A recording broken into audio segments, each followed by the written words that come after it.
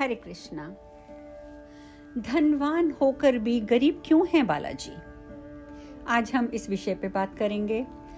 आप सब जानते हैं कि एक आंकड़े के अनुसार बालाजी मंदिर के ट्रस्ट में 50,000 करोड़ से अधिक की संपत्ति है और इतनी संपत्ति किसी और मंदिर में नहीं है। सबसे अधिक धनवान होने के बाद भी बालाजी सभी देवताओं में सबसे गरीब हैं। तो क्यों?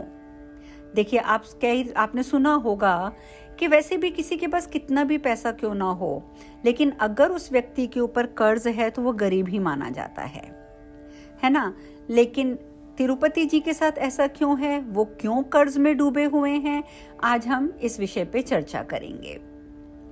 कहते हैं कि एक बार ऐसा हुआ था कि प्राचीन काल में एक बार महर्षि भृगु वैकुंठ पधारे और वहां पर शेष शैया पर योग निद्रा में लेटे हुए भगवान विष्णु की छाती पर उन्होंने एक लात दे मारी। भगवान विष्णु ने तुरंत भृगु के चरण पकड़ लिए और पूछने लगे, ऋषिवर, पैर में चोट तो नहीं लगी? भगवान विष्णु का इतना कहना था कि भृगु ऋषि ने अपने दोनों हाथ जोड़ दिए और कहने लगे, प्रभु, आप सबसे सहनशील देवता हैं, इसीलिए यज्ञ के भाग के प्रमुख अधिकारी आप ही हैं। अब भगवान विष्णु तो शांत थे, उन्होंने कुछ नहीं कहा, लेकिन लक्ष्मी देवी, उन्हें भृगु ऋषि का ये बर्ताव बिल्कुल भी अच्छा नहीं लगा और वो विष्णु भगवान से नाराज हो गई कि आपने ऋषि को श्राप क्यों नहीं दिया, आपने ऋषि को दंड क्यों नहीं दिया। और इसी नाराजगी के कारण उन्होंने वैकुंठ को छोड़ दिया।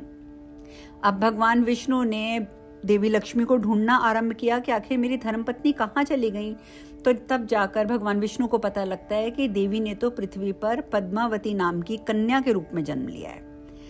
तब भगवान विष्णु ने भी अपना नाम बदला, अपना रूप बदला और पहुंच गए सीधे पद्मावती के पास। और वहां जाकर उन्होंने पद्मावती के सामने विवाह का प्रस्ताव भी रख दिया। और सबसे बढ़िया बात तो यह है कि देवी ने उसे स्वीकार भी कर लिया। लेकिन अब प्रश्न ये आया कि विवाह के लिए धन कहाँ से आएगा?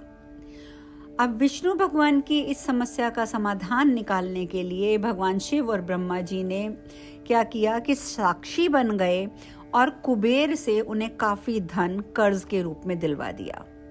और इस कर्ज से भगवान विष्णु के वेंकटेश रूप और देवी लक्ष्मी के अंश पद्मावती ने विवाह किया। अब कुबेर से कर्ज लेते समय भगवान ने ये वचन दिया था कि कलयुग के अंत तक वो अपना सारा कर्ज चुका देंगे। अब कर्ज समाप्त होने तक वो उसका सूद तो चुकाते ही रहेंगे।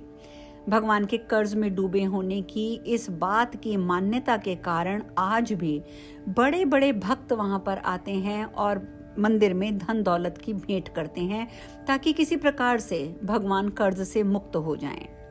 अब देखिए, भक्तों से मिले दान की बदौलत ये मंदिर में करीब 50,000 करोड़ की संपत्ति है। इतना भव्य मंदिर होने की वजह से भी वो प्रसिद्ध तो हुआ, लेकिन आज भी वहाँ पे तिरुपति बालाजी एक निर्धन देवता ही कहलाते हैं। तो हम अगली बार एक नई चर्चा के साथ मिलेंगे। हरे कृष्णा।